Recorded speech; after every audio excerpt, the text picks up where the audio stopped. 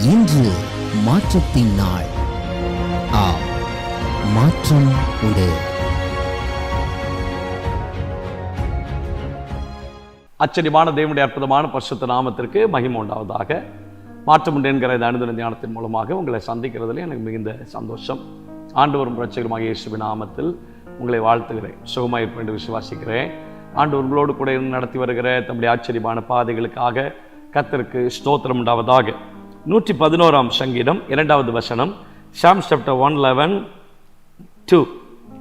கர்த்தரின் செய்கைகள் பெரியவைகளும் அவைகளில் பிரியப்படுகிற எல்லாராலும் ஆராயப்படுகிறவைகளுமாய் இருக்கிறது.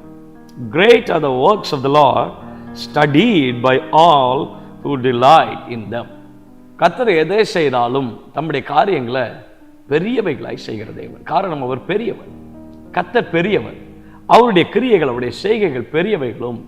கர்த்தர் ஒரு காரியத்தை செய்வான்னு சொன்னா யாரும் கற்பனை கூட செய்து முடிக்க முடியாத அளவுக்கு அது பெரியது.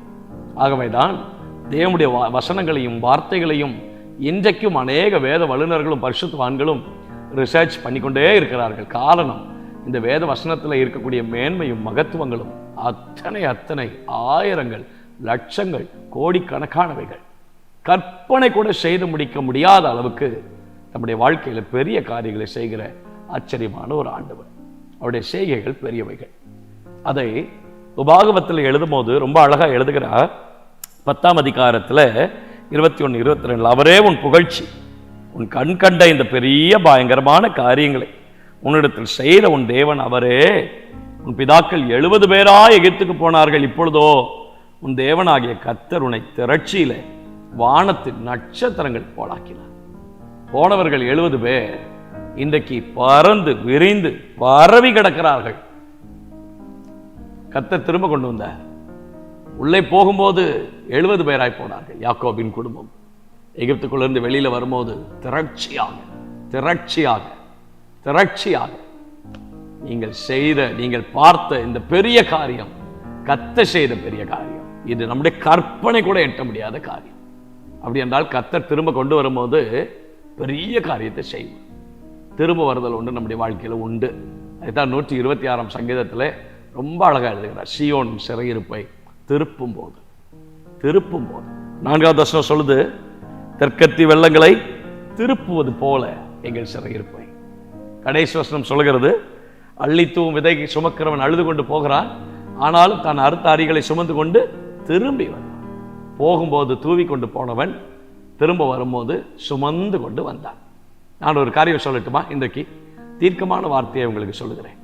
எதை இழந்திருக்கிறீர்களோ, எவைகளிலே நஷ்டப்பட்டிருக்கிறீர்களோ, எவைகளிலே உங்கள் வாழ்க்கையிலே ஆமீன் ஸ்தோத்திரம், இவைகளெல்லாம் நாங்கள் தோல்வியை சந்தித்திருக்கிறோம் என்று வேதனையோடு இந்த செய்தியை கேட்டுக்கொண்டிருக்கிறீர்களோ, திருப்புதல் என்று உங்கள் வாழ்க்கையில் ஒன்று உண்டு.